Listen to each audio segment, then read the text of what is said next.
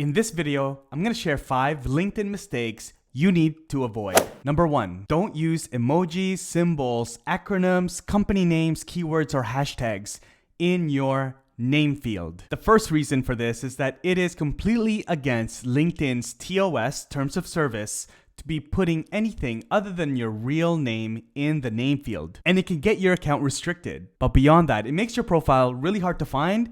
Also, it makes it look really unprofessional, and it really reduces your credibility. Mistake number 2, not having a headshot for your personal profile. You need to have a really simple professional image of yourself, of your headshot, as your profile picture. Not a company logo or a vacation picture, just a really nice, clean, professional headshot. Now, this doesn't mean that you have to spend hundreds or thousands of dollars on a professional photo shoot. It just needs to be really clean. You can use your phone, maybe ask one of your colleagues to take a picture, or your friend that's really good with taking pictures, maybe somebody that's good with Instagram, and just ask them to take a picture of you in a nice, well-lit location that you can use for your LinkedIn profile. When people land on your profile, you only have seconds to make a really good first impression, so having a professional LinkedIn profile headshot is very key, and it's a huge mistake that I see a lot of LinkedIn users making.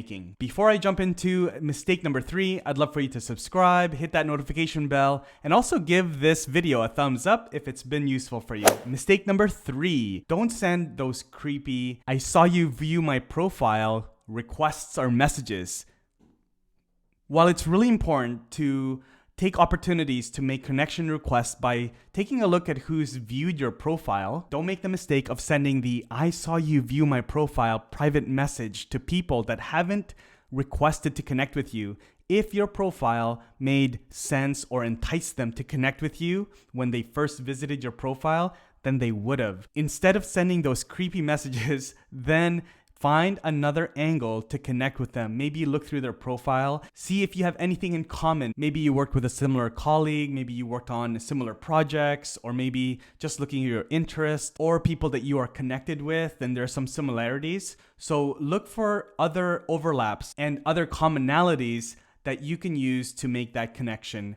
Don't be that creepy person sending the "I saw you view my profile" messages. Mistake number 4, don't post too much personal information. LinkedIn is not Facebook. It's a professional network. As a rule of thumb, don't post anything on LinkedIn that is not of a professional nature. Keep it professional at all times, and don't post anything that would ruin your credibility and your professional reputation. This doesn't mean that you can't post anything that is of a personal nature, but make sure that you limit it and you also consider the audience that you are speaking to. I myself am very active on Instagram, on my personal Facebook. I have a Facebook group as well as this YouTube channel, and of course LinkedIn. So I'm constantly looking to repurpose my content with LinkedIn specifically. There's a lot of posts that you're not going to see on LinkedIn that I post on Instagram or my personal Facebook page. It's because it's not professional enough. It's more personal. So I am considering the audience.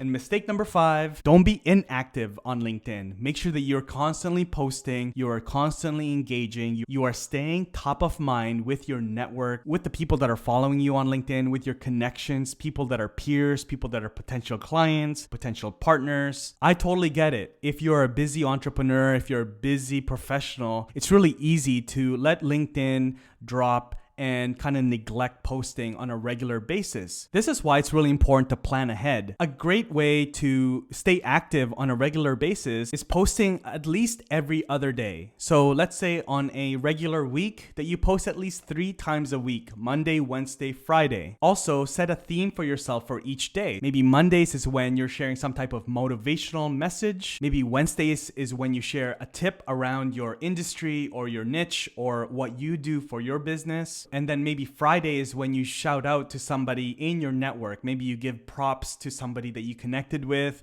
Maybe you give props to somebody that you follow, that you got value from that week. Or maybe you talk about a really successful customer engagement that you just had during that week. By putting themes to those days, it makes it easier for you to come up with ideas for posting for each of those days. Also, just remember that comments are also a form of content. Even if you're not posting on, say, Tuesdays or Thursdays, or maybe you're just posting a couple times a week, make sure that you still jump into LinkedIn 10, 15 minutes a day during your work week and comment on other people's posts. I've done quite well for myself with growing a network by commenting and adding value to the conversations that other people are posting about. I've jumped in and I've commented, and people have replied to my comment, and then from there people have requested to connect with me. It just really helps. Maybe you can't come up with a video or a post, 3 or 4 times a week, but you can go in and you can go through your feed